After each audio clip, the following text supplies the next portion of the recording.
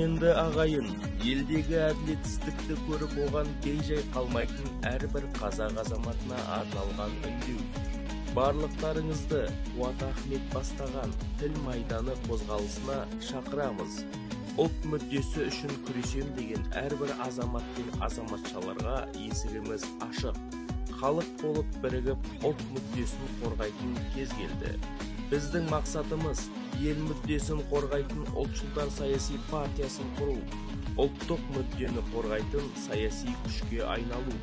Біздің байланыс нөміріміз қосу 380 680 25 27 25. Ел болып бірігетін кез келді. Қазақтар, бас қосайық, саясатқа араласайық.